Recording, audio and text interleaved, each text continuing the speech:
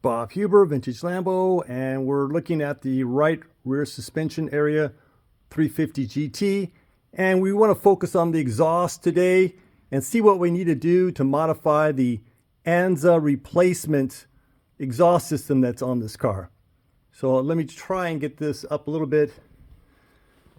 And we're going to really be focusing, this is really a nasty one right here, where this exhaust is really in an interference way right there.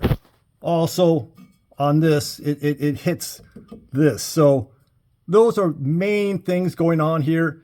So we're going to try and correct it. We're going to try and bring it back to factory original, if not a little better. So please like and subscribe, and let's roll the film. All right, let's start in the back. That's a good place to start always. So you can see it's 5 degrees off. That's not a big deal. And then we have it where you have the muffler and 2 straps on each side, and then also on the front. Now the muffler, everything's good. It's tipped. It's the correct shape and everything like that. Spare tire carrier here, gas tank over there. So they tilted a bit. Everything looks good. Let's go a little bit farther forward though. All right, now I don't know how well things are going to be shown here. Everything's kind of dark, but you can see this pipe is right there. And this is at, really it should be in the highest position you can have instead of the lowest, because as soon as this arm moves, it's going to even smack that even more. So that has to definitely change. There's also another thing about this pipe that's not factory.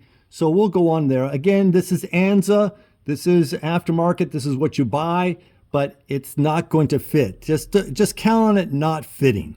Okay? Let's go to another position here. Again, I don't know how well you can see this, but this is dented because this arm comes up and smacks the pipe. So this is already rubbing at the A-arm, and then on this trailing arm it smacks right there. Now this is fully extended out. You know, there's no weight on the car, so when you put weight on it, then this is riding right up there, so it's constantly smacking that. So we have to address that. Okay, I have this positioned approximately where it was when I got the car. So this pipe is riding low. You know, they make a cutout here in the frame, you know, so they box it in so that you have clearance for the pipe, and we have a couple inches of clearance there. Now, when you go down on the car where the muffler is, you can see that they make a room for that. Like I say, everything is hanging low, so we need to address that. Okay, so this is the hanger for the factory muffler that would fit in here.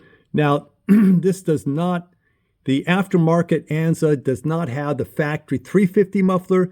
They have the 400 muffler. So the factory 350 is oblong, the 400 is round. So that's what we're working with right now. So let me just go to another spot. Okay, and then one last thing we want to talk about, maybe 2 things, is this right here. This is bent over for some reason. They just bent it over. If this is raised up, you'll see that it's a bracket with a hole in it.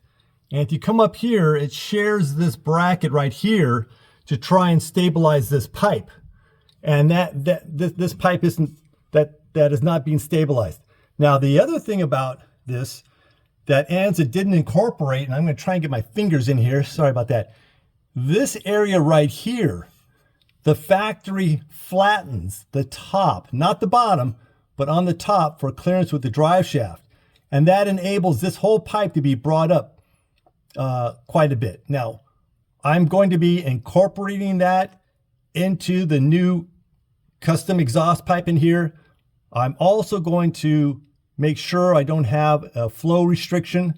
So it's going to be as good as the original, if not better. And that's what we want to do.